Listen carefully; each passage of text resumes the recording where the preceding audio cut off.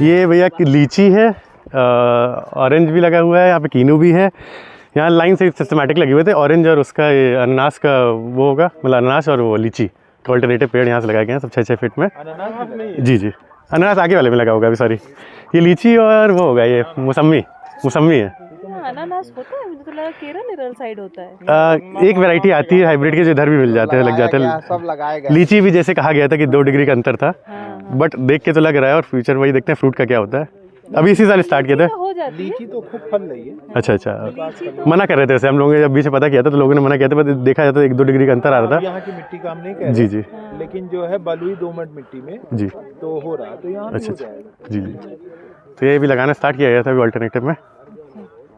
ये right side में आम और नींबू के हैं, आगे आगे आपको देखना तो पपीते और अभी लहसुन के भी चल रहे हैं। 100 बीघा में लगा ना पूरा, 50 बीघा में। 50 बीघे में जी, 50 बीघे में बाग जो है भैया ये 6-6 मीटर में वो होंगे, मतलब इनके अल्टरनेटिव बीच में लहसुन और अभी इसमें मिर्चा लगाना है। इसमें अभी चल रहा है अभी काम, आगे की तरफ भी हो गया है। आइए दिखा दूँ एक बार, टहलने में दिक्कत तो नहीं है? आगे तरफ बगल में वहाँ तक।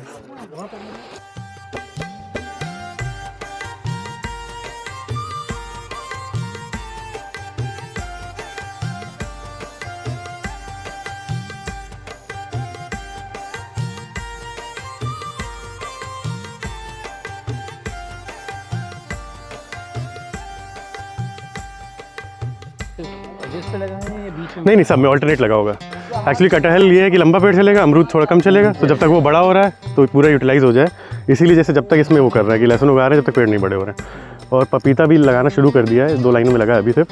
पपीता 3 ही साल की ऐसे फसल है, 3 साल में जब तक वो बड़े होंगे वो ख़त्म भी कर देगा, तो लैंड का यूटिलाइज में 9 महीने में पपीता देने लगेगा, तो लैंड भी ना बर्बाद हो। पौधे लगाए जो जिगजैग सिम लगाए ना। जी, जिगजैग में मेन ध्यान वही देना होता है कि पौधा, मतलब जो दादा ने सिखाया मुझे कि कितना बड़ा पेड़ होगा उस हिसाब से ना वो छोड़े, डिस्टेंस भी कम पड़े और कलकों की पूरा यूटिलाइज हो जाए। कायदे से अगर सिंगल करते तो पपीता इतना बड़ा होगा कि यहाँ पे अमरूद नहीं लगना चाहिए, लेकिन जब तक पपीता बड़ा होगा तो अमरूद का निकाल लीजिए फसल, फिर धीमे धीमे अमरूद खत्म कर दीजिए। तो पपीता इन दोनों में लगाएंगे क्या? सब में लगाएंगे, मैं आपको पास से दिखाऊँ। वो एक्चुअली पपीता भी शुरू हो रहा है, ये छोटे छोटे जो लगे हुए थे, जब तक ये बड़े होंगे तो लहसुन निकालेंगे इससे, कि लैंड का पूरा यूटिलाइज हो जाए, उसी लैंड में सारी आपको फसलें मिल जाए, वरना आप लगा के छोड़ देंगे तो फिर 6 साल बाद 5 साल बाद आना शुरू होगा। तो हो गए आम, नींबू, कटहल, लीची, लहसुन है इसमें और अमरूद। जी, नींबू तो बहुत ज़्यादा है, नींबू तो 1000 पेड़ के ऊपर। जी, प्लान यही था कि पूरे में लहसुन लगाएंगे। कौन सी वैरायटी इसका है पपीते का? पपीते का नाम है रेड लिली 786। हाँ, रेड लिली। ये भी अभी शुरू किया, कल से और आ रही हैं, तो कल से 2000 पेड़ पपीते के और लगने हैं। पपीता ये कि 9 महीने की फसल है, शायद 9 महीने फल देना स्टार्ट कर देगी। तो रहेगी ना? हाँ, 2-3 साल, 3 ही साल बस रहता है, फिर उसके बाद वो ख़त्म हो जाएगा, तो बाकी चीज़ों जी तब तक अमरूद बड़ा हो जाएगा। प्लान यही है। कैसे बनाए हैं? मैनुअली? अभी मैनुअली बनाए, मशीन ले ली गई है, तो आने बाकी है भाई है, तभी तो आगे का काम छुड़वा दी होगी मशीन मैनुअली। जी, कटहल और अमरूद। एक कटहल हो गया, एक अमरूद हो गया, ऐसे अल्टरनेट लगे हुए हैं कि एक ऊंचा पेड़ है, एक थोड़ा चौड़ा पेड़ है। नींबू दिखाता हूँ भैया, आगे पूरा कागजी नींबू है, पूरे छक में सिर्फ नींबू ही नींबू है। अभी नींबू की थोड़ा सेल प्राइस भी अच्छी थी, और हाँ कुछ यहाँ से लिए हैं, कुछ लखनऊ से लिए हैं, मलियाबाद से भी, आम मलियाबाद से वैसे लिए थे। पपीता भी वैसे लखनऊ से ही लिए, यहीं की जान पहचान के तो उन्होंने लखनऊ से दिलवा दिया था। हर जगह से थोड़े थोड़े लिए गए।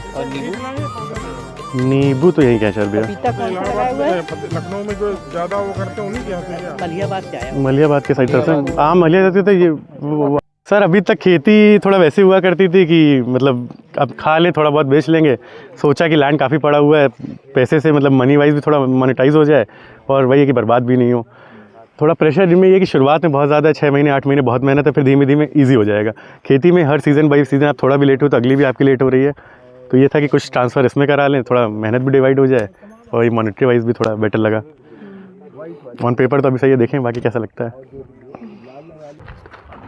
नमस्ते, हम लोग अभी हैं बांदा के अरबई गांव में, माने जो बड़ोखर गांव में अभी हम लोग थे, अब वहां से 8 किलोमीटर की दूरी पर ये गांव है अरबई, है ना। और हमारे साथ में आशीष जी हैं, जिनका ये फार्म है, और इस फार्म के कर्ता धर्ता ओनर, और इनका ही विचारों का अभिव्यक्ति ये फार्म आपको दिख रहा है। और आशीष जी ये सब पूरे देश से आए हुए लोग हैं, जिसमें से गुजरात से 14 लोगों की संख्या है, शालिनी दीदी जी, जनक भाई ये हैं, और कई जगह से लोग आए हुए हैं। तो मुझे लगता है कि परिचय आप लोग एक एक बात दे देंगे तो ठीक रहेगा, और आशीष भैया का परिचय तो आशीष भैया ही देंगे।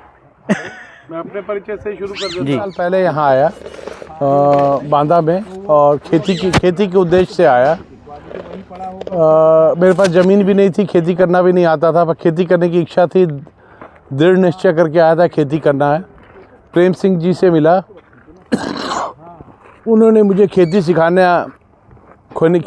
की जिम्मेदारी ली और ज़मीन दिलाने की भी जिम्मेदारी ली। तो बहुत ढूंढा उन्होंने ज़मीन, बार ढूंढ के ये ज़मीन निकाली गई, और यहाँ पे हमारी खेती 2023 से शुरू हुई। तो सबसे पहले हमने यहाँ तालाब खुदवाया, फिर तार फेंसिंग कराई। तब तक हमारा जो आवर्तनशील खेती की ट्रेनिंग आप अभी ले रहे हैं, तब तक हमारी वो ट्रेनिंग हो चुकी थी, बल्कि 2022 में ही हो गई थी। उसके बाद ही हमने यहाँ का मॉडल बनाया।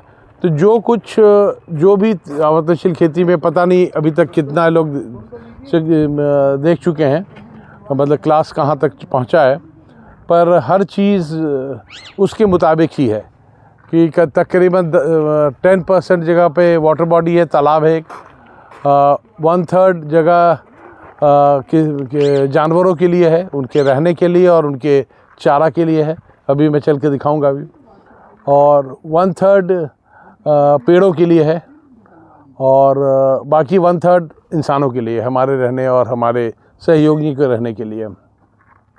एक ही सिद्धांत पे पूरा फार्म बेस्ड है, और इसी हिसाब से प्लान किया गया है। 100% तो अभी नहीं अचीव कर पाए हैं, पर 4-5 साल लगेगा, अचीव कर लेंगे। कि फार्म में रहने वाले हर इंसान, हर जानवर की ज़रूरत की ज़्यादा, जहाँ तक हो सके हर सामान फार्म से ही आए। खाना तो डेफिनेटली आए, और रहने की व्यवस्था भी डेफिनेटली हो। कपड़ा आजकल चूँकि यहाँ पर कॉटन नहीं होता है, कपास नहीं होता है, तो कपड़ा हमें लेना पड़ेगा, औषधि लेनी पड़ेगी, पर खाना और रहना यहीं पे हो सके। तो हम और मेरी माता जी यहाँ फुल टाइम रहते हैं। मेरे परिवार में मेरी वाइफ और मेरा बेटा है, वो लोग आते जाते रहते हैं। पिछले हफ्ते थे, अब अगले हफ्ते फिर आ जाएंगे। तो और ये शुरू जब हमने आवर्तनशील खेती की पहली ट्रेनिंग ली थी, तो हमारे टीचर यही लोग थे, जीतू थे, पंडित जी, शेखर भैया थे, पंकज जी थे, पता नहीं कहाँ छिप गए, अभी तो यहीं थे। हाँ, तो प्रेम भैया थे, पुष्पेंद्र भाई थे, तो जिन्होंने अलग अलग चीज़ों पे मुझे बताया। शेखर भैया ने मुझे हम लोग को बताया था कि जानवर होने चाहिए, पर अनुपात में होना चाहिए। सिर्फ दूध के लिए तो बिल्कुल आपको नहीं करना चाहिए। उन्होंने बताया जो गलतियाँ मैंने करी वो मैं आपको बता रहा हूँ। तो हमने दूध के हिसाब से जानवर नहीं रखे हैं। मुख्य उद्देश्य हमारे जानवर का गोबर है, तो इसलिए हमने बैल भी रखे हैं, और मतलब बच्चे, यानी कि बछड़ा बछिया या पड़ा पड़ी, ये सब है, और 6 बड़े जानवर हैं। उनके लिए चारा सब यहीं से होता है, हम बाज़ार से कुछ नहीं खरीदते हैं। वो चरते यहीं हैं। यहाँ का ऐसा कल्चर है कि साल के 3 महीने जानवर बाहर चर सकते हैं, मतलब कुछ नहीं होता है यहाँ। तो उस समय हमारे जानवर भी यहीं आसपास ही चरते हैं, पर अदरवाइज़ या तो यहीं चरेंगे या बांध के खिलाया जाएगा उनको। ये तो पूरा फार्म 5 एकड़ का है। तकरीबन रहने की मतलब वही 1/3 और 10% का ही रेशियो है। खाने में जो कुछ भी यहाँ होता है वो हम पैदा करते हैं। कोई एक मोनोक्रॉपिंग ही नहीं करते हैं, और क्रॉप रोटेशन भी करते हैं। अनाज भी पैदा करते हैं, तिलहन भी पैदा करते हैं। जो मसाले यहाँ हो सकते हैं, मेथी, धनिया, ये सब यहाँ अच्छे से होते हैं, हल्दी, अदरक, तो वो हम यहाँ करते हैं, लहसुन, प्याज।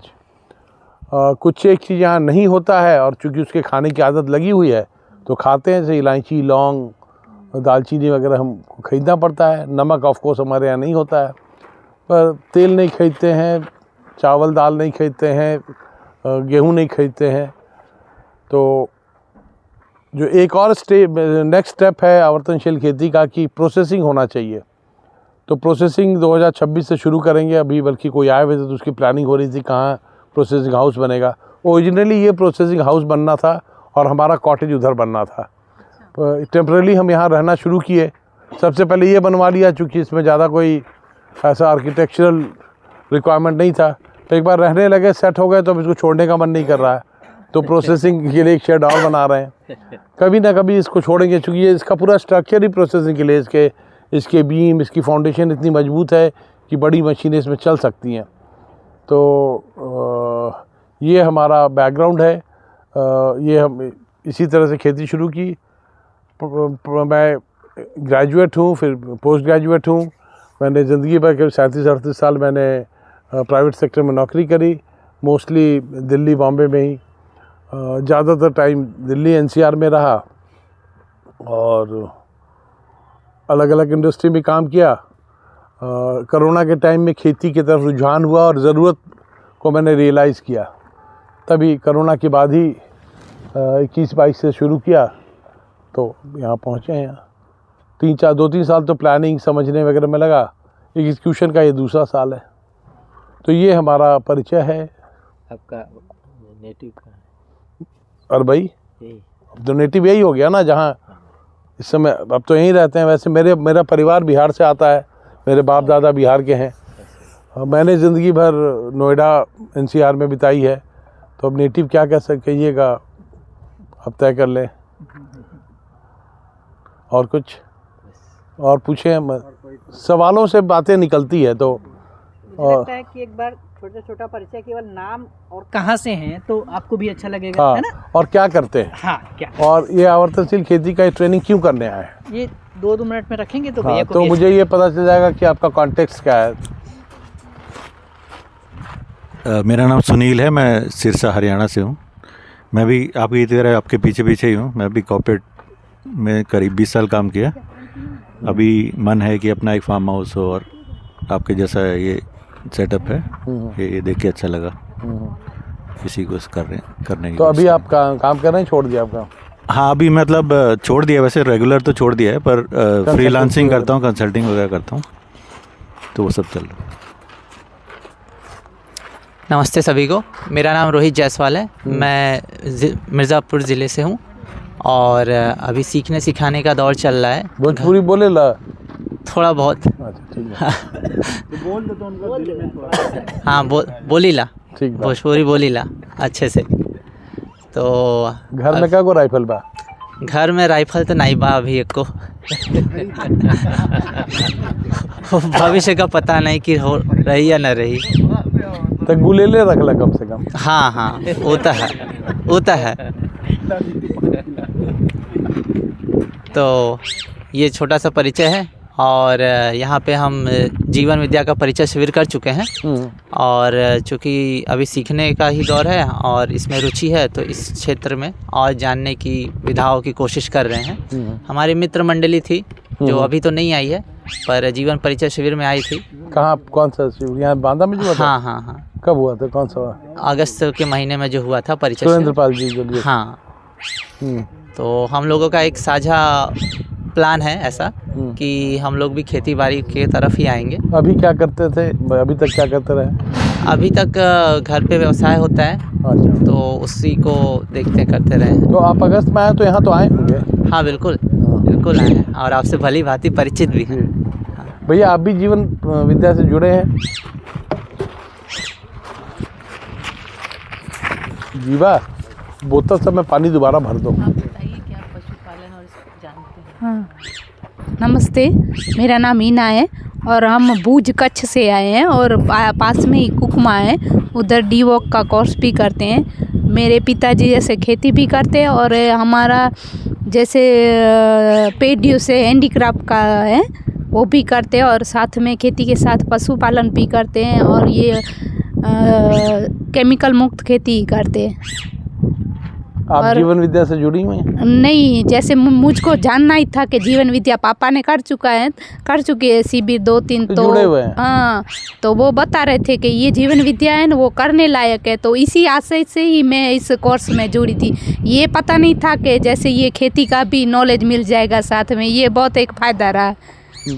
मैं एक बात बीच में बोल दूं, मैं यहाँ खेती करने आया था, मुझे जीवन विद्या का कुछ नहीं पता था।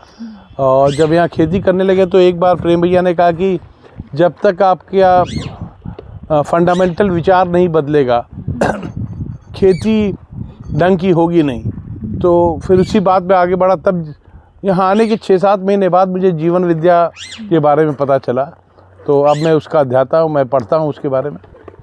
तो जीवन विद्या, हाँ, खेती बहुत इम्पॉर्टेंट है दोनों के लिए। मतलब जीवन विद्या को सबसे ज़्यादा डिमॉन्स्ट्रेट और प्रैक्टिस हम खेती में ही कर सकते हैं, इतना आसान कहीं और करना नहीं है। वैसे तो आप शिक्षा में भी कर सकते हैं, न्याय में भी कर सकते हैं, पर यहाँ पे करना बहुत आसान है।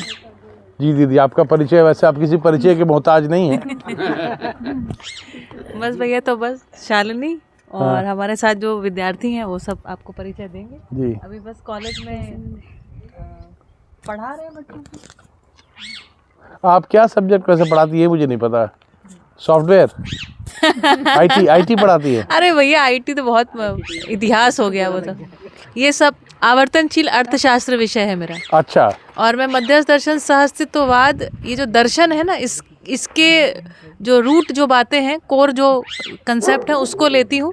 और अर्थशास्त्र तो अभी जैसे सारे लोगों के साथ अपने प्रेम चाचा हो गए, भारत भूषण त्रिवेदी हो गए, ऐसे करके सभी के सहयोग से हम इसको पढ़ा लेंगे। लेकिन मैंने इसको एज अ टास्क अपने लिए लिया है कि मैं मध्यस्थ दर्शन सहअस्तित्ववाद का जो विचार है वो बच्चों में थोड़ा सा डाल सकूं और इनके अंदर एक क्यूरियोसिटी आ जाए कि हमको दर्शन का अध्ययन करना है। तो आप अगर किसी कॉलेज से जुड़ी हैं, सॉरी मैं ये पक्ष नहीं जानता था इसलिए पूछ रहा हूँ। जी जी। तो क्या आपके उस कॉलेज में कोई फिक्स कैरिकुलम है? भैया, वो कॉलेज हमने ही शुरू किया है। अच्छा। श्री ए नागराज कौशल्य विकास संस्थान नाम रखा है। 3 महीने पहले शुरू किया है। अच्छा। डी वोक एग्रो प्रोसेसिंग पहला डिप्लोमा कोर्स शुरू किया है। अच्छा। जो कि कच्छ यूनिवर्सिटी से अप्रूव्ड है। अच्छा। और इसमें हमने आवर्तनशील अर्थशास्त्र को एज अ टेक्स्ट बुक लगा दिया है, बाबा जी की लिखी हुई पूरी किताब को, है ना। और इसको 2 सेमेस्टर में पढ़ा रहे हैं। तो जो सामान्य अभी अर्थशास्त्र पढ़ाता है उसका कोई इंट्रोडक्शन ही नहीं है। और बाकी सारे जो विषय हैं जो पहले से पढ़ाए जा रहे थे, उन सबको हमने सहअस्तित्ववाद के आधार पर पुनर्परिभाषित कर दिया है। तो हमने पूरा सिलेबस ही डिज़ाइन कर लिया है अपने हिसाब से। बहुत बढ़िया, ये मुझे नहीं पता था। ये इसकी प्रस्तुति इस बार बांदा सम्मेलन में उसके लिए हम चयनित भी थे और यहाँ पे हम प्रस्तुति भी किए थे। अच्छा जी, पर मैं पूरे टाइम सुन नहीं पाए आप, इसलिए। हाँ ठीक है, चलो बेटा। મારું નામ રિદ્ધિ છે, હું ડીવોકનો કોર્સ કરું છું। हिंदी हिंदी ठीक है बोलो ध्यान में सुधर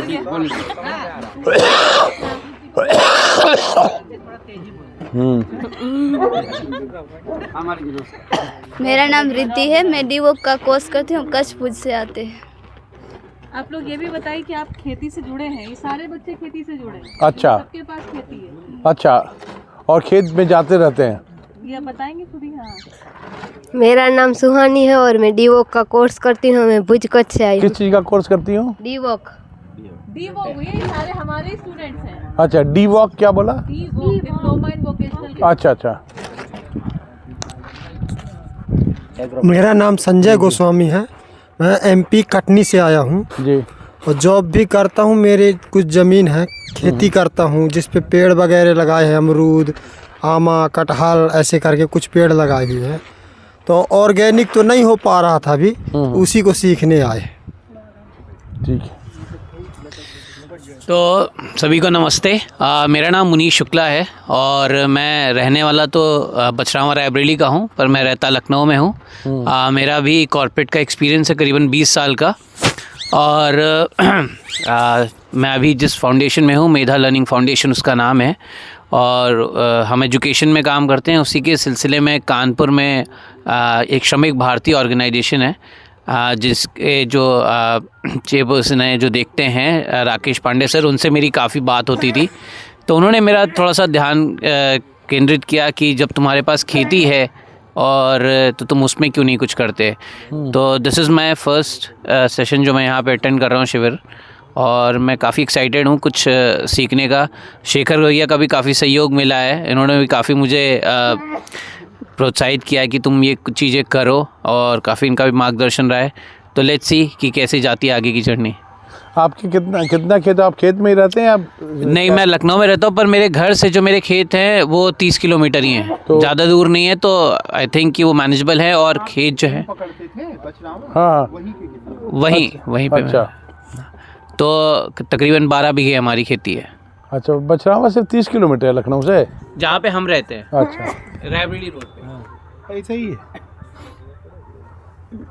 स्किप कर रहे हैं। शेखर भैया का इंट्रोडक्शन बाकी लोगों से हो चुका है।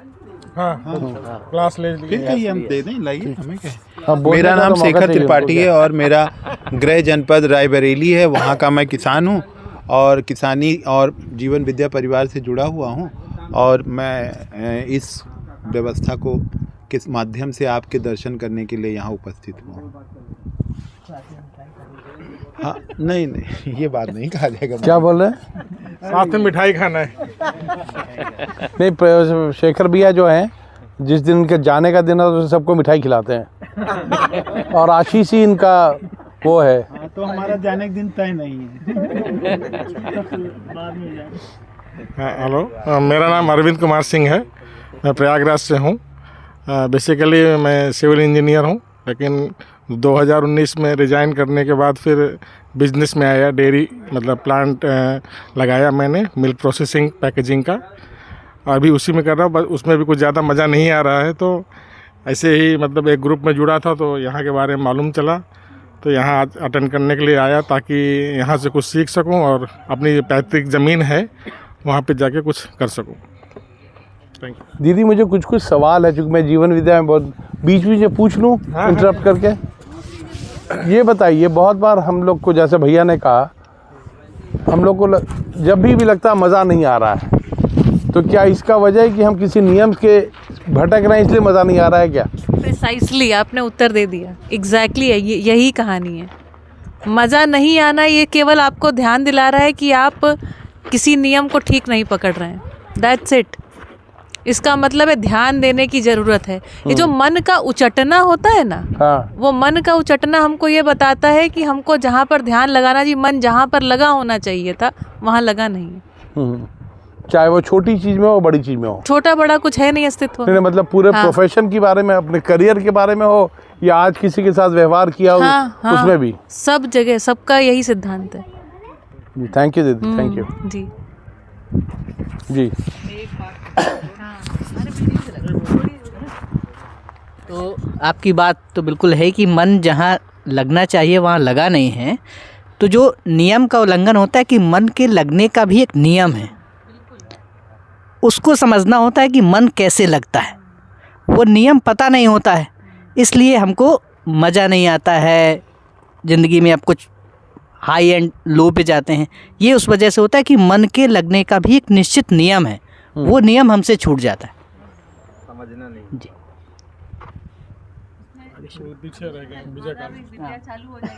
हाँ तो आगे बढ़ाया जाए, थोड़ा परिचय शॉर्ट हाँ। में जाए। नहीं, मतलब मुझे बहुत अच्छा मौका लगा, सारे लोग थे, चर्चा कर ली जाए। सभी को राम राम जी। मैं अलवर राजस्थान से हूँ। 4 साल होंडा मोटरसाइकिल में वर्क करने के बाद मैं फिर से खेती कर रहा हूँ। खेती तो स्टार्टिंग से पापा मम्मी के साथ जाते थे खेत में, तब से सीखा है, क्योंकि अलग से स्कूल नहीं लेना पड़ा इसके लिए।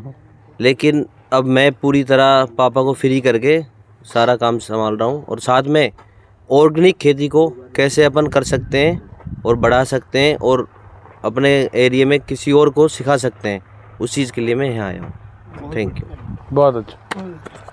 मेरा नाम गुमान सिंह सैनी है। मैं अलवर राजस्थान से आया हुआ हूँ और अभी फ़िलहाल में जो नेचुरल फार्मिंग में पीजीएस सर्टिफिकेशन है, जो किसानों को सर्टिफिकेट देती है भारत सरकार एनसीएफ गाजियाबाद के थ्रू, उसका सर्टिफिकेशन का कार्य कर रहे हैं और उसके साथ में किसानों को ट्रेनिंग का भी कार्य करते हैं। और जैसे अच्छे सीखने को, जैसे यहाँ पे भी मैं जितेंद्र भाई से मतलब ग्रुप में जुड़ा हुआ था, तो जितेंद्र भाई ने ये भेजा था उसमें ग्रुप में, तो उसके थ्रू हम यहाँ पाए। तो इसके लिए बहुत बहुत धन्यवाद जितेंद्र भाई को और यहाँ जो प्रेम सिंह की भैया को धन्यवाद सर। मेरा नाम रुद्र प्रताप सिंह है। मैं बेसिक में अध्यापक हूँ। हमारे परिवार में खेती तो बहुत थी, लेकिन जो परंपरागत खेती जैसी चली आ रही थी वैसे ही हमारे परिवार में होती है। लेकिन जब जीतू भाई से मिलना हुआ, जीतू भाई हमारे सीनियर रहे हैं क्लास में, तो मतलब ये नहीं सीनियर हैं। तो जीतू भाई थे, तो वही देखने आए थे कि कैसे और उस खेती में हम कैसे उसको कर सकते हैं, अच्छे से कर सकते हैं जी। बहुत अच्छा। मेरा नाम सुमंत है। मैं भिलाई छत्तीसगढ़ से हूँ। भिलाई से? हाँ। डेयरी साइंस में ग्रेजुएशन कंप्लीट करने के बाद पिछले 3.5 साल से मैं जर्मनी में जॉब कर रहा था डेयरी फार्म में। तब वहाँ से छोड़ के अपना कुछ स्टार्ट करने का प्लान था, तो अभी अगस्त से फार्मिंग स्टार्ट किया ऑर्गेनिक, तो उसी क्रम में अब आगे बढ़ते जा रहे हैं। बहुत अच्छा। मेरा नाम जिग्नेश है, मैं गुजरात कच्छ भुज से आए हैं और मैं भी कुकमा के DO का क्लास कर रहा हूँ और मैं भी 8वीं पढ़ता था तभी से खेती से जुड़ गया हूँ और अभी पढ़ाई छोड़ दी है, सिर्फ खेती करना है, इसलिए खेती कर रहे हैं और ऑर्गेनिक खेती सीखने के लिए इधर आए। मेरा नाम प्रवीण है, मैं भी भुज कच्छ से आया हूँ और अभी फ़िलहाल मैं DO का कोर्स कर रहे हैं। मेरा नाम बाबू है, मैं भी गुजरात भुज कच्छ से आया हूँ। हमारे पास भी खेती है, 4-5 साल से मैं खेती में जुड़ा हुआ हूँ और इसलिए अभी DO एग्रो प्रोसेसिंग का हमने क्लास ज्वाइन किया है, करीबन 3 महीने हो गए। ये DO का कोई एंट्री लेवल होता है क्या? 12 पास। कुछ नहीं रखा था फिलहाल इस वर्ष, 12th करा होना चाहिए स्टूडेंट का, उसके बाद डिप्लोमा कोर्स जैसे पॉलिटेक्निक होता है ना। हाँ यस। जी, मेरा नाम राजेश है और मैं भी कच्छ गुजरात से आया हूँ और DO का कोर्स करता हूँ और हमारी भी खेती है और आगे खेती करनी है ऑर्गेनिक, इसीलिए यहाँ पे। आशीष। मेरा नाम अर्जुन है, मैं कच्छ भुज गुजरात से ही हूँ और ऑर्गेनिक खेती करनी है, इसीलिए DO का कोर्स कर रहे हैं और यहाँ उसी कारण से यहाँ आए हैं। जी, आप लोग सब पहली बार बांधा आए होंगे, मुझे ऐसा लगता है। पहली बार। दिलूपा जाडेजा, कच्छ गुजरात से आया हूँ, सबसे सीनियर विद्यार्थी हूँ, 60 साल की उम्र, गुजरात सरकार में नौकरी करके रिटायर होकर अभी। आप 60 साल के हैं? लगते नहीं हैं। वही सही बात है। कहा सीनियर तो हम चौके थोड़ा। मुझे लगा सीनियर मतलब बाकी बच्चे 25 के हैं, ये 40 के होंगे।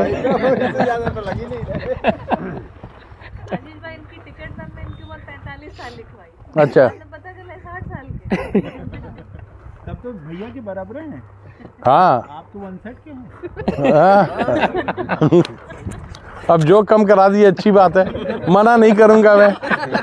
हम इसलिए 3-4 साल कम कराए, खड़ी छूट गई, हमने कहा 3-4 साल। नहीं, एक पीछे के वो। मेरा नाम गिराई घनश्याम है, मैं गुजरात से हूँ, DO का कोर्स कर रहा हूँ।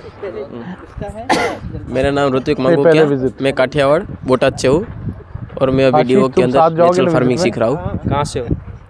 काठियावाड़। तो इस समय हमारे खेत में मुख्यतः गेहूं लगा है, अभी अभी उसकी बुआई ख़त्म हुई है और कुछ प्याज की तैयारी है। सिकंदर, वो सिकंदर है। हाँ, तो और प्याज की तैयारी, लहसुन लगा हुआ है, चना लगा हुआ है, कुछ मसूर दाल लगे हैं, सरसों लगा है और बाकी बाग लगने की प्रक्रिया चालू है। लगते हैं, कुछ मर जाते हैं, दोबारा लगा रहे हैं। तो काली मिट्टी वाला, मिट्टी काली है नहीं? हाँ, तो हम लोग चले एक बार छत से पहले देख लेते हैं, उसके बाद फिर आगे चलेंगे। छत से पहले दिखाना। हाँ, आशीष जो कर रहा है ठीक करता है वो। वैसा बर्ड्स देखने के लिए इसलिए वाला है कि डिफरेंट पता चले कि आवर्तनशील खेती को समझने के बाद और समझने के पहले ये कैसा लगता है खेत।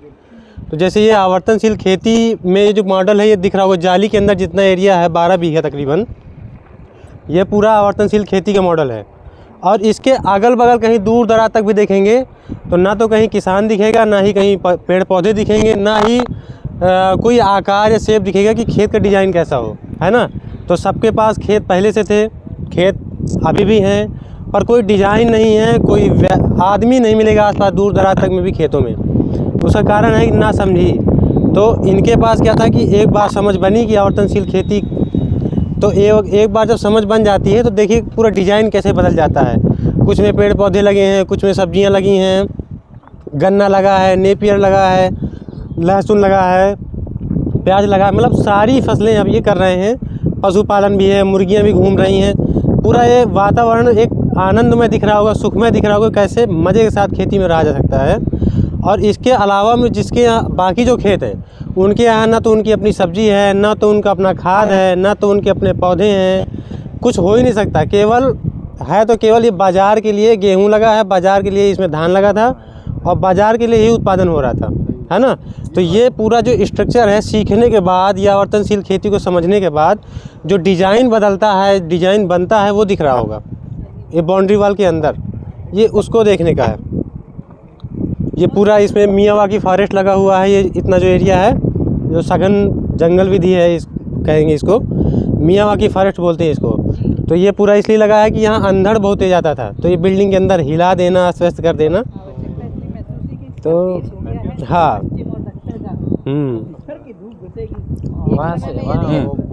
हाँ अभी चलते हैं वहीं, ठीक है। हाँ, तो ये पूरा इधर से दिख रहा होगा, सब्जियों का पूरा दिख रहा होगा एरिया पूरा। आइए इधर से देख लेते हैं। व्यवस्थित सब्जी जब लगाए, आइए आ जाइए भैया, इधर से देख लीजिए। उसके नीचे भी कुछ लगा है। हाँ हाँ हाँ, सब जगह लगा है। गार्डन है। आप ये देखिए भैया, ये देखिए कि ये मॉडल ठीक है अपना, ये बाउंड्री के उस पार वाला मॉडल ठीक है अपना। जो बाकी लोग ऐसे दिख रहा होगा, खुले खेत और खुला ऐसे पड़ा है, बेजान सा धरती, है ना। तो ये मॉडल आपको समझ में यहाँ से आ रहा होगा कि क्या फ़र्क है। ये पूरा अपना पोषण वाटिका है। हाँ, यही आनंद है, सब कुछ होगा। देखिए इतना सेम है कि दीदी 6 परिवार आराम से खाते रहेंगे, कोई परेशानी नहीं है, इतना सेम है। और ये 10-10, 20-20 बीघा के खेत पड़े, उनमें कोई सेम नहीं, कोई सब्जी नहीं, कुछ भी नहीं है। तो सिर्फ बाज़ार के लिए, वो भी रसायन वाला। और ये जो पूरा एरिया है अपना रसायन मुक्त है, मतलब रसायन मुक्त मतलब कि केमिकल, यूरिया, DAP, ये सारी चीज़ों से मुक्त है ना। बाज़ार की ना तो खाद आती है, ना बाज़ार की सब्जी आती है, ठीक है। तो चले नीचे से एक बार देखें, घूमें। आइए, इसमें जो देख रहे हैं कि हम कि कहीं भी जाना है खेत के किसी कोने में, तो खेत को कचरते खौंदते नहीं जाना है कि मिट्टी में पैर भिड़ रहा है कि फसल हमारी ख़राब हो रही है, ऐसा कुछ नहीं है। पूरा रोड बना हुआ है। रोड का उपयोग क्या है कि एक कोने से दूसरे कोने में जाना हो तो हमें सोचना ना पड़े कि यार खेत में दिक्कत होगी, है ना। तो प्रॉपर पूरा ये 10 फीट 12 फीट का रोड दिया गया है। रोड के किनारे दोनों साइड बैगन है, आम है, पपीता है, सारी सब्जियां, सारी चीज़ें। तो रोड के किनारे का भी यूटिलाइजेशन है और चलने के लिए रोड भी पूरा मिल जाता है। तो किसी भी कोने में जाना है तो हमको सोचना नहीं पड़ेगा, चाहे जानवर निकालना हो, ट्रॉली ट्रैक्टर जाना हो, पता चले पैरा हमारा रखा है उधर और मकान है इधर, अब ढोना है तो गाड़ी नहीं जा सकती, पता चले फसल बो गई। तो इसलिए प्रॉपर रोड एक सेक्टर होना चाहिए जहाँ से हम खेत के किसी भी कोने में जाना हो तो आसानी से पहुँच सकें।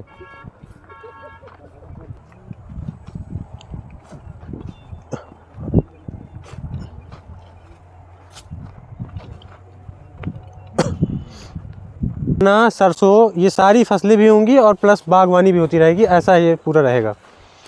और इसके अलावा बाकी में प्याज लगाना है, कोई और लहसुन लगाना है, ये सारी सब्जियां भी लगती रहेंगी बाकी खेतों में। अरहर केवल किनारे किनारे लगाई जाएगी पूरा, जैसे ये ट्रक रोड है इसके किनारे है, खेत में कहीं मेड़ों में है तो वहाँ सब जगह अरहर रहेगा। हाँ, ये पाइपलाइन स्प्रिंकलर के लिए, पूरा पानी लगाने के लिए खेतों में। इसको मिनी स्प्रिंकलर आता है अब, तो उसमें पूरे खेत में अब यही वाला फैल जाता है। अपने यहाँ जो बुंदेलखंड कह दीजिए या भारतवर्ष में ही कह दीजिए, विशेषकर बुंदेलखंड में तो ये निश्चित बता देता हूँ कि ड्रिप इरिगेशन सक्सेस नहीं है। तो हाँ, उसमें मिट्टी भर जाती है, तो मिनी स्प्रिंकलर अपने यहाँ बहुत सक्सेस है। ये अपना तालाब है 30 बाई 35 मीटर का, और गहराई पहले 3 मीटर थी, अभी जाके 6 मीटर के आसपास भी पहुँच गई होगी। हाँ, गहराई और बढ़ाई गई है। हाँ,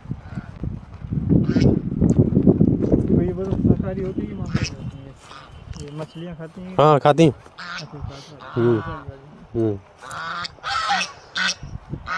चलो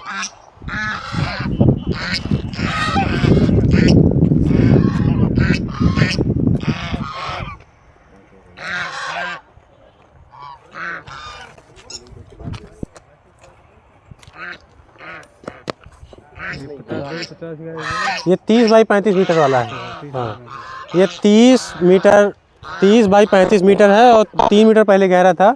अभी इसकी गहराई बढ़ा दी है, मिट्टी निकाल ली है, तो ये तकरीबन 5 मीटर से भी ऊपर गहराई हो गई है इसकी। और ये पूरा तालाब में जो पानी है, इसी पानी से हम बागवानी में सिंचाई करते हैं गर्मियों में।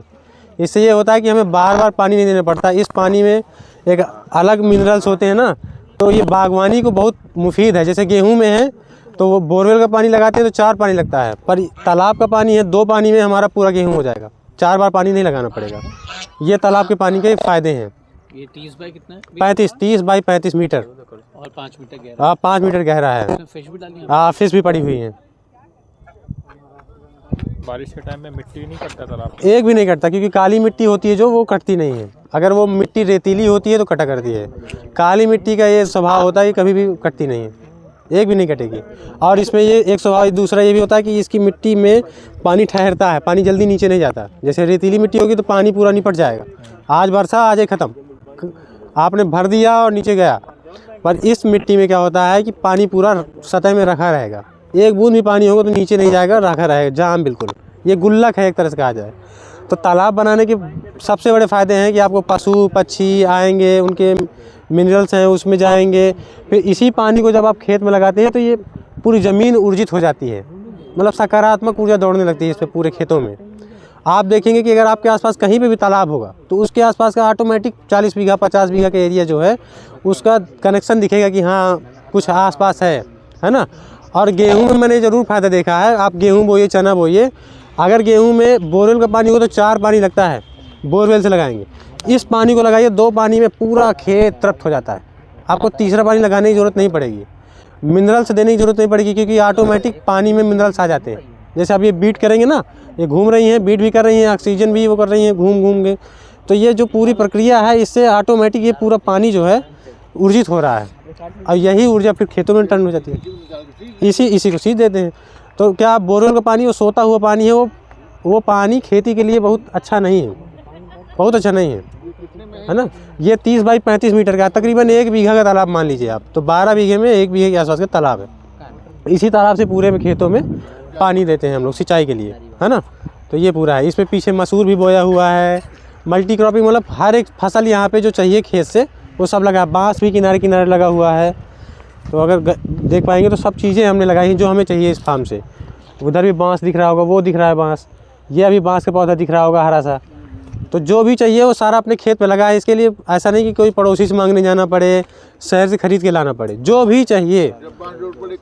हाँ, जब खेत की आवश्यकता है तो सब कुछ होगा, ठीक है। ये पूरा मसूर इसमें बोया हुआ है, ये देखेंगे आप तो पूरा गोबर की खाद से ही है, पूरा दिख भी रहा होगा आपको पूरा। और देखिए कहीं कोई कमी नहीं दिख रही होगी कि यूरिया DAP की कमी महसूस हो रही हो या कुछ, बाजार की कोई वो नहीं है वैल्यू यहाँ पे पूरा जो है केमिकल फ्री है, बाजार मुक्त है ना।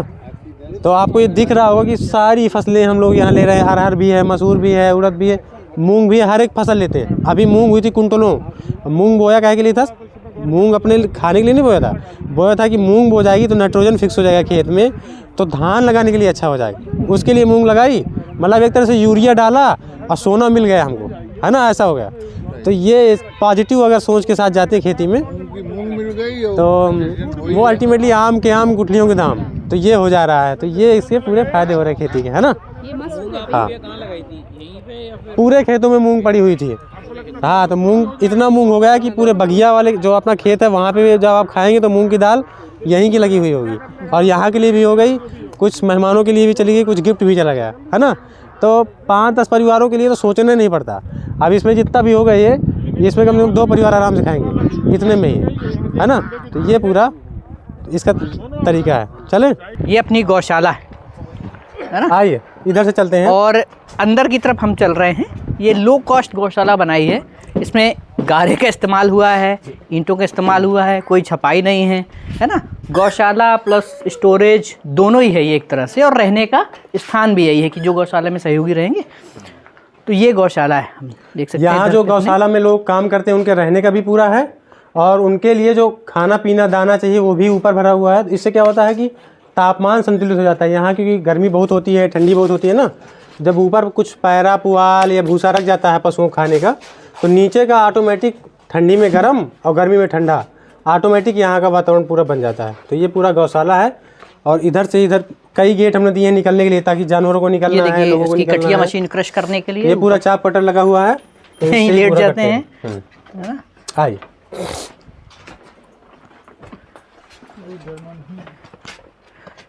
आइए देखिए इधर पे ये कंपोस्टिंग जोन है पूरा, माने इधर ये शिवांश खाद जो हम अभी बगिया में बनाने वाले हैं, ये पूरे उसके बने हुए ढेर हैं। ये बायोगैस है, ये गोबर इसमें घोला जाएगा इनलेट उस से स्लरी जाता में, है गोबर यहाँ से, और इसमें स्लरी बन के निकलता है, और वो पाइप है गैस बनने के लिए। हाँ, यहाँ से हम कनेक्शन ले लेंगे तो गैस का इस्तेमाल कर सकते हैं। उस स्लरी को निकाल करके हम वर्मी कंपोस्ट के लिए यूज़ कर सकते हैं। ये समझिए कि एक परिवार के लिए ऊर्जा जो चाहिए गैस से जो लेते हैं ना, वो पूरी ऊर्जा भी इससे निकल रही है। मतलब दूध पकाना है, अंडे उबालने हैं, कुछ भी करना है, आराम से रख दीजिए, मस्ती से बनता रहता है। और जो स्लरी निकलती है इसको अब आप अगर एक तो वैसे तेज़ हो गई प्रोसेस इसकी, नाइट्रोजन इसका जो मीथेन है वो अलग हो गया। इसके अलावा अब जब स्लरी निकलेगी, अगर आप उसको सूखा करके केचुआ खाद बनाते हैं तो केचुओं के लिए भी बहुत अच्छा हो जाता है ये भोजन। मतलब बहुत तेज़ी से बढ़ते हैं वो, है ना, फास्ट ग्रोथ। और इसके अलावा अगर सीधे स्लरी को भी खेत में डालते हैं तो कोई नुकसान नहीं इसका। धान के कल्ले बढ़ना, गेहूं के कल्ले बढ़ना, खेत की पोरोसिटी बढ़ने लगना, ये सब कुछ होता है स्लरी से। तो ये पूरा बायोगैस से पूरा हो जाता है। दूसरा, शिवांश खाद भी यहीं पे हम लोग बनाते हैं कई ढेर, ताकि जैसे 1 एकड़ के लिए चाहिए हमें 8 ढेर, तो ये पूरे कई ढेर हम लोग बनाते ही रहते हैं, तो इकट्ठे करके पलटा दिया। और आज जो बात हुई वर्मी कंपोस्ट की, ये वर्मी कंपोस्ट का HDPE बैग है। मतलब ये सीधे खरीद के गाड़ के इस तरह से बस इसको जो है ना इसमें बन सकता है, या आपको लगता है कि ये नहीं है तो ईंट रख करके ईंट का बना करके वो भी बना सकते हैं। बाकी में रखा होगा, पर अभी तो ये ताज़ा है, तो यहाँ भी मिल जाता है, बहुत होता है। जूता ही है, हो जाने दीजिए, कोई दिक्कत भी मिल जाएगा। आप बच जाइए, मेरा तो हो गया। ये तो इसमें जो है ना उसमें वर्मी कंपोस्ट बनाने का काम शुरू हो निकलता है गैस के तो ये HDPE बने भी आते हैं, जिस भी मात्रा का, जिस भी लंबाई चौड़ाई का लेना है। अभी इसमें या ये नहीं भी है तो ईंट है ना, ईंट को रख लीजिए, चौड़ाई उसकी 3 फीट रख लीजिए, 2 फीट रख लीजिए, तकरीबन ऊंचाई उसकी 1.5 फीट से ज्यादा ना हो, तो लंबाई कितनी भी आवश्यकता 4 पशु के गोबर के लिए, और उसमें एक बार हमने ठंडा गोबर डाल दिया, ये पूरा व्यवस्थित हो जाता है। इससे देखिए आप दूध पकाना है, अंडे क्या है कि उसको पलटते समय उठाते समय बना रहे हमारे आसान चढ़ा दीजिए, चलता रहेगा आराम से। उसकी बनने की पहचान है कि परिवार के लिए 4 से 8 आदमी का परिवार है, तो जब बन जाए तो छान जो इससे स्लरी निकलेगा तो केचुआ खाद बनाइए इसके लिए, तो केचुआ जर्मिनेशन के लिए बहुत जल्दी खाद ये वाली खाद सबसे ज्यादा उपयोग हो जाती है। इसलिए विभिन्न प्रकार की खादों घोलने के लिए उसमें इस्तेमाल आराम से। ये ऑन ग्रिड सोलर है। ऑन ग्रिड का मतलब कि जितनी लाइट हम यूज करते हैं, सरकारी जो आ रही है लाइट, उसी के साथ ये जुड़ा हुआ है।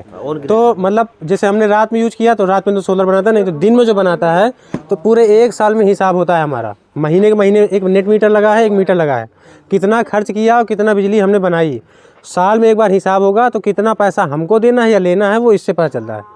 तो एक तरह से हम लोग पूरा ऊर्जा मुक्त हैं। मतलब ये जो बाहर से लाते हैं ना, बिजली लाना वो करना, वो सब कुछ नहीं करना पड़ता। इससे इतनी ऊर्जा बन रही है कि हमें जितनी पूरे खेत के लिए चाहिए वो पूरी पर्याप्त मिल रही है ना। तो ये 10,000 15,000 जो बिल आता है शहरों में महीने का, वो सब यहाँ नहीं आता।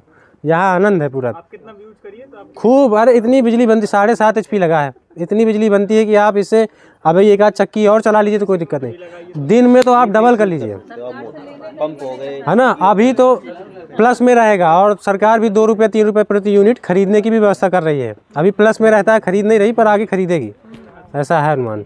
इसका कनेक्शन नहीं है? हाँ, इसमें से पाइप लगा हाँ, चूल्हे से कनेक्ट हाँ बिल्कुल।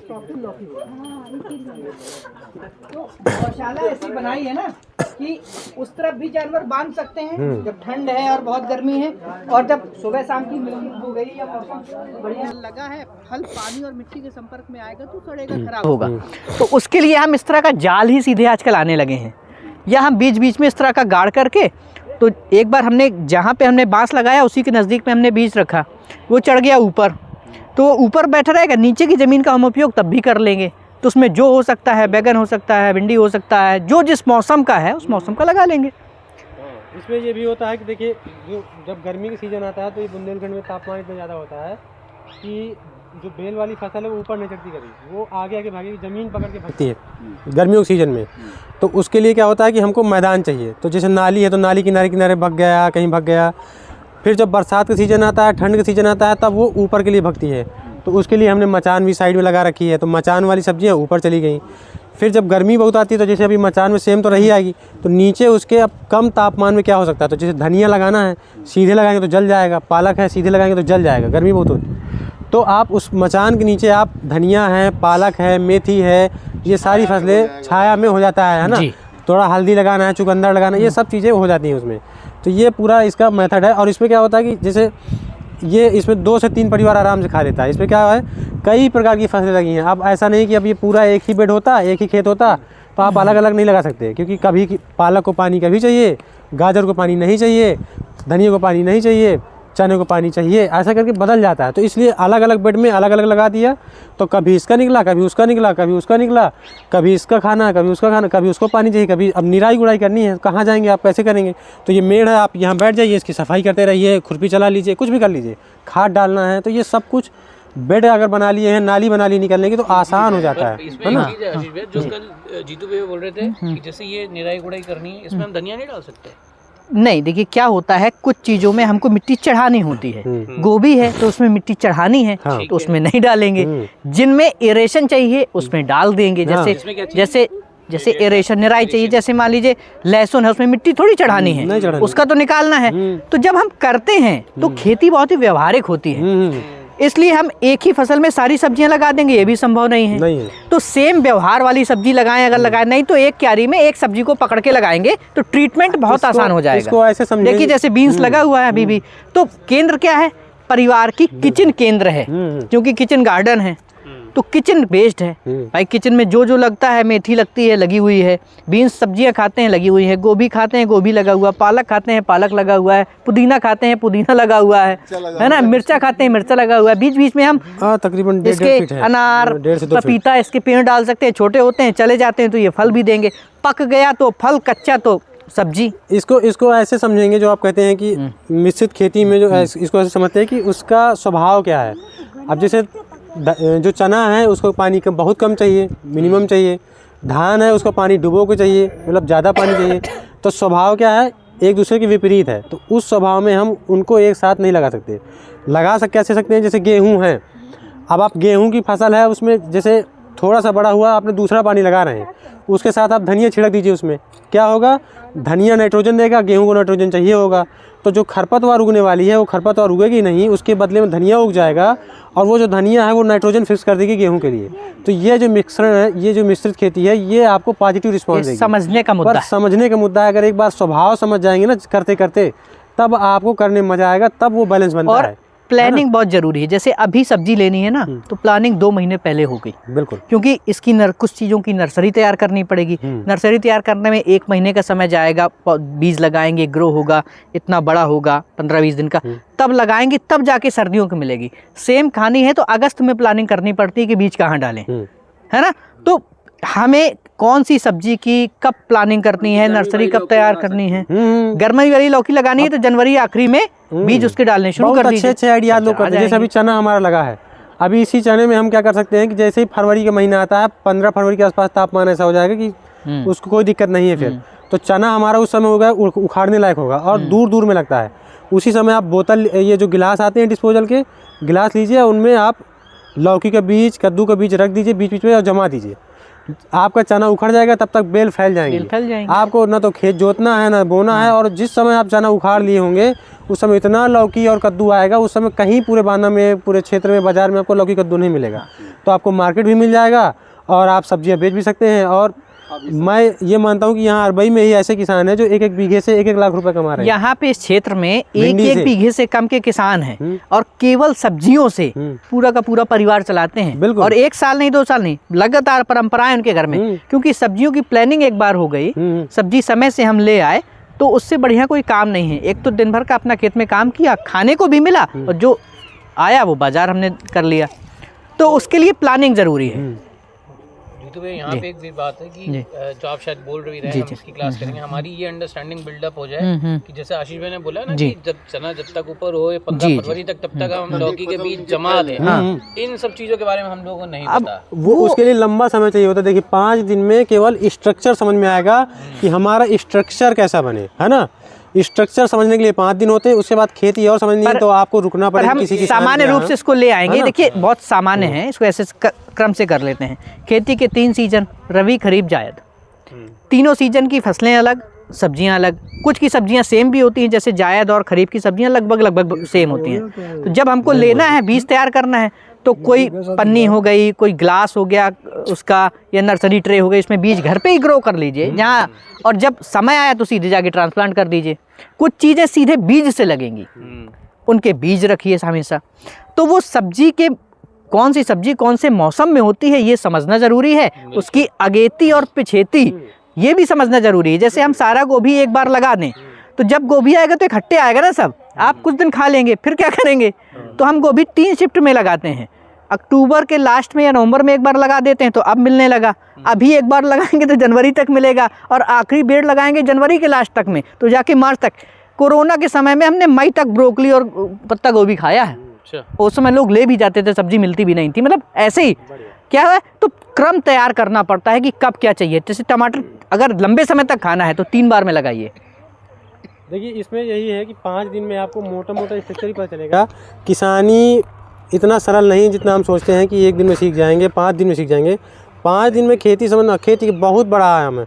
इसको समझने के लिए किसी किसान के साथ या तो रहना पड़ेगा, या तो किसी किसान के साथ आपको करना पड़ेगा, या करके सीखेंगे। लेकिन मुख्य चीज़ें अगर आप सीख गए तो क्या है कि बहुत बड़ी आप जो नुकसान है उससे बच जाएंगे। आप जो यूट्यूब में दिखाते हैं ना कि करोड़ रुपये कमाएँ यूकेलिप्टस से, ये लगा दिया करोड़ रुपए कमा लिए, उससे बच जाएंगे और मज़ा करना सीख जाएंगे। पर इसको सीखने का जो क्रम है वो धीरे धीरे ही है। 1 दिन में 5 दिन में आपको अगर कह दिया जाए ना कि पानी लगाने की विधि है, आप इसमें खेत में ऐसे पाइप रख दें पानी लगा लेंगे ना, इसमें पता चलता है कि यहाँ बुंदेलखंड बोले नाघा फारब, नाघा फोड़ना पड़ता है। हमें खेत की ढाल देखनी होती है कि किस साइड से पानी लगाते लगाते आना है। एक बार जब मैंने पहली बार शुरुआत की तो 3 बीघा पानी लगाने में मुझे 3 दिन लग गया। वो साला पता चला यहाँ छूट रहा है, वहाँ छूट रहा है, वहाँ छूट रहा है, बन ही नहीं रहा था। फिर दोबारा में आइडिया आया कि यार ढाल से रखते चले आओ है ना, पूरा दिन पानी का पाँव फंसे हैं, पानी नहीं लग रहा। आज हम यहाँ जो खड़े हैं ना, 3 साल पहले मई जून की 48 डिग्री टेम्परेचर में हमने और आशीष ने यहाँ खेतों में फेंसिंग कराई है, काम किया है, बोर कराए हैं, भरी दोपहरियों में काम किया है। तब आज जा करके तो मज़ा कहाँ है, प्रबंधन करने तक श्रम है, प्रबंधन के बाद आनंद है, फिर उसके बाद तो आनंद है ना। तो प्रबंधन करने तक तो समझना भी पड़ेगा, श्रम भी करना पड़ेगा, ठीक है ना। तो चला धन्यवाद। चला जाए अब आशीष भैया के खेत, सुशील भैया के खेत में। बस वहाँ तो सभी लोगों का स्वागत है अरबई में। आप लोग बड़ी दूर दूर से यहाँ एक नए विचार के तहत कुछ करने के लिए सोच रहे हैं। उसको आपने सुना ही होगा, आवर्तनशीलता मूल उसका जो थीम है। आवर्तनशीलता आप देखने जाएंगे तो है, वो पहचान में नहीं है। बस जैसे पानी बरस रहा है, आवर्तनशील है, बादल में जाता है, ज़मीन में आता है, समुद्र में जाता है, फिर आता है, चल रहा है। ऐसे हवा आवर्तनशील है, पेड़ पौधे देते हैं, लेते हैं, देते हैं, लेते हैं। आदमी ने इसमें थोड़ी बाधा पैदा कर दी है अज्ञानतावश। उसको समझ लिया जाए तो ये सारी चीज़ें ठीक हो जाएंगी। सही बात है। तो उसमें जो समझने वाला भाग है वो आप लोग कर ही रहे हैं। तो समझने वाला भाग यही है कि लेना देना बराबर होना चाहिए। हम लेते ज़्यादा हैं, देते नहीं हैं, कोई भी सिस्टम को बाधित कर देते हैं। वहाँ पर अपना अपना ध्यान करेंगे। जहाँ भी रहते हैं हम, किसी भी परंपरा में रहते हैं, इसमें किसी का दोष नहीं है। जैसे हमारा जन्म शहर में हो गया तो उसमें हमारी गलती नहीं। परंपरा में ऐसा बताया गया कि शहर में हम सुखी हो जाएंगे तो शहर चले गए, सही बात है। सुखी नहीं हुए तो फिर ढूंढ रहे हैं कैसे सुखी होंगे, फिर वापस गांव आ गए। तो गांव और शहर का मुद्दा नहीं है, वो विचार का मुद्दा है कि कहाँ पर ऐसी हमसे चूक हो गई जो इतनी अच्छी व्यवस्था को हम संभाल नहीं पाए। तो संभालने की बात है ये। तो इसी विचार को लेकर हम भी बाबा जी से मिले थे, पूज्य नागरिक जी से। उन्होंने जो हमको सूचना दी, एक प्रस्ताव दिया कि ऐसा सोच के देखो। तो उसको सोचा गया, देखा गया, तो उसमें यही निकल के आया कि इसमें हमको जीने के लिए अभ्यास करना पड़ेगा। तो उसी अभ्यास को लेकर मैं इस गांव में यहाँ रहता हूँ। और संयोग ऐसा है कि ये जो यहाँ जो दिख रहा है, इसमें पूरी प्रेरणा बाबा जी की है। इस ज़मीन को मैं बिल्कुल भूल चुका था उस परंपरा में जब रहते थे। अच्छा। हम लोग तो यहाँ से छोड़ के शहर जाना था, बड़ा बड़ा काम करना था। तो उन्होंने यहाँ पूरा जितना देख रहे हैं सब उन्हीं के प्रेरणा से, उन्हीं के सहयोग से यहाँ सब हुआ है। क्या बात है। वाह। और ये बगीचा लगना शुरू हुआ था लगभग 15 साल पहले। मतलब 15 साल पहले मैं 2011 में अमरकंटक गया था। अच्छा। फिर 10 वर्ष बाबा जी के साथ रहा। और उसके पहले यहाँ ये नींव इसकी हो गई थी। बगीचा वगैरह लगना तब से मतलब वो चल ही रहा था वो आप कंटिन्यू। उससे पहले क्या करते थे? उसके पहले तो परंपरागत जो चीज़ें हैं वही करते थे। अच्छा। हाँ, लड़ाई झगड़ा करना ये सब जो है वो सब रहता है। हाँ, कुछ लोग बोलते हैं, कुछ लोग नहीं बोलते हैं, मन में तो युद्ध चलता ही रहता है ना। सही बात है। भाई जैसे हम आपसे नाराज हो गए, अब यदि आपसे आप दुर्बल हैं हाँ। तब तुम्हारे हाथ पैर सब काम करेंगे, यदि आप सबल हैं तो मन काम करेगा। ऐसे चलता रहेगा। सही बात है। हाँ जी, तो आइए। हाँ, मैंने स्वायत्त कृषि केंद्र, ये स्वायत्त शब्द है, ये दर्शन का शब्द है। स्वायत्त शब्द ये इंगित करता है कि हम पराश्रित नहीं है, नकारात्मक भाषा में। और स्वायत्त का मतलब है हमारी सारी ज़रूरतें हम स्वयं अपने श्रम से, अपने विवेक से उसको पूरा कर लेते हैं। तो कृषि में 5 प्रकार की स्वायत्तताएं पहचानी गई हैं। इसमें से पानी की स्वायत्तता है, खाद की स्वायत्तता है, बीज की है, ऊर्जा की है और औषधियों की है। तो इस प्रकार से मैंने इसको सोचा है। तो ये चलिए अंदर चले। जी बिल्कुल। सोलर से चलने वाले ये मशीनें हैं। हाँ। ये 24 इंच का ये चक्की बोलते हैं, फ्लोर मिल है ये, और ये सोलर से चलती है। ये पल्वराइजर है, ये बेसन निकालने के लिए है। और ये कोल्ड प्रेस ऑयल एक्सपेलर है, इससे तेल ठंडा निकलता है, ये तेल गर्म नहीं होता है इसमें। जी, मूंगफली निकाल देगा, तेल, अलसी, सरसों सब निकालता है। ये अभी हमको मिली थी 3,20,000 या ऐसा कुछ मिली थी। उसमें वो बड़ी वाली में गर्म निकलता है। हाँ, बड़ी वाली में गर्म निकलता है। ये एक्चुअली ये ताइवान का मॉडल है। ये स्क्रू पंप रहता है अंदर। इसमें बरम जो है ना, वो 2 डिजाइन का ऐसा बना हुआ है कि आधे भाग में तेल निकाल देता है, फिर आधे भाग में खली बना देता है। तो जब तेल निकाल देता है तो ठंडा निकल जाता है, इसके बाद उसी को प्रेस करके आगे कर देता है तो वो गर्म हो जाती है खली। तो तेल हमारा 95% तो ठंडा निकल जाता है। तो इसमें भी बार-बार खली डाल 2 बार में निकल जाता है। बड़ी पतली खली निकालता है। कोई भी तेल भी डाल सकते जी, कोई भी तेल जो तिल हरने वाले। हाँ, तिल, मूंगफली, सरसों ये सब डाल सकते हैं। तो इससे छोटी भी कामयाब है या यही कामयाब है? मैंने तो इसी को चलाया है अभी, तो ये तो बढ़िया है, ठीक। इसमें ज़्यादा परेशानी वाला काम नहीं है, कोई भी आदमी सीख सकता है इसको। हाँ, कहाँ से लेके आया था मशीन? मैं तो ये बुलंदशहर से लाया था, लेकिन भारत में बहुत सारे लोग इसको बेचते हैं। मैं अमरेली भी देखने गया था, वहाँ राजकोट के आगे एक जगह है, गुजरात में वहाँ। हाँ, एक बादामी इंडस्ट्री है, एक बादामी अब्बास भाई है, एक वो बनाते हैं, उनका भी बहुत अच्छा मॉडल है। हाँ, उसमें क्या है, उन्होंने हीटर लगा के रखा है, इसमें हीटर नहीं है इसमें, जबकि हीटर कभी कभी ज़रूरत पड़ती है। हाँ, क्या काम आता है हीटर? हीटर ये काम करता है कि चलाने से 15 मिनट पहले, मतलब 15 मिनट 10 मिनट के लिए उसको चलाना पड़ता है, ताकि पूरा बरम एक बार में गर्म हो जाता है। इसके बाद हीटर ऑफ कर दिया जाता है। तो जैसे ही उसमें सरसों आएगी तो हीट हो जाएगी, वो हीट होके निकलेगी, तो तुरंत हाँ, तो तेल का परसेंटेज अच्छा निकलेगा। और वो जो गर्म होने में 10 मिनट का समय लगता है, चलते चलते चलते चलते वो रिड्यूस हो जाता है। तो वो ठीक है, वो टेम्परेचर वाला भाग उसका बढ़िया है वो। और उसमें भी तेल ठंडा ही निकलता है? हाँ, ठंडा ही निकलता है। वो तो केवल बरम को गर्म कर दिया तो वो तुरंत उसको ले लेता है, ऐसा है प्रोसेस करने में। हाँ, ये फिल्टर है और ये अपना इमरजेंसी के लिए जनसेट है। फिल्टर? हाँ, इसी तेल के फिल्टर के लिए। हाँ, और ये पूरा जो बना हुआ है ये अपना डिजाइन है, ये घर का ही है। ये पूरा लकड़ी का बना हुआ है। ये पुरानी लकड़ियाँ थी हमारे घर में, तो उनको लाके इसको रख दिया, ऊपर से ये पटरियाँ पड़ी हुई थी, अपने पास उसको लगा दिया। ये अब ये हमारा हो गया रूफ, क्या बोलते हैं, रूफ, क्या बोलते हैं उसको? छत बोलते हैं। छत, वो अंग्रेजी में कुछ बोलते हैं। हाँ, रूफ नहीं, बीच में वो थर्मो करते हैं ना, उसको क्या बोलते हैं उसको? इंसुलेशन का काम करता है वो। हाँ, थोड़ा सा। हाँ, चलिए। ये सभी सोलर से चलता है? हाँ, सभी सोलर से चलता है, एक बार में एक ही चलेगा। हाँ।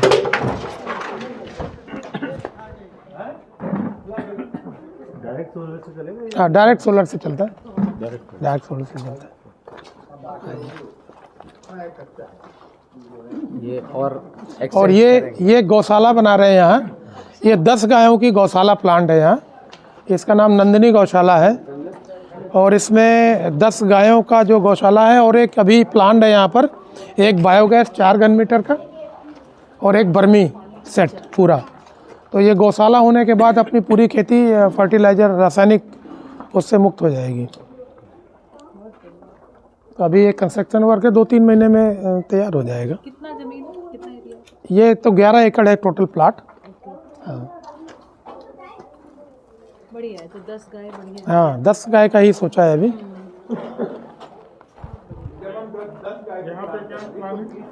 गौशाला।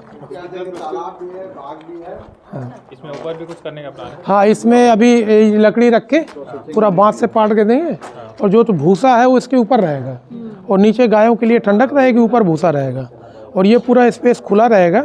गाय दोनों तरफ रहेंगी। यहाँ से अपनी गाड़ी आएगी, ऊपर स्टोर कर देगी। काम करना है तो यहीं से निकाल लेंगे, यहीं काम करके अपना इसको फीडिंग हो जाएगी गाय को। उधर से पीछे से आना नहीं पड़ेगा अपने को। वहाँ पर गाय रहेगी। गांव का मुंह इधर रहेगा ना, इधर। हाँ हाँ हाँ हाँ।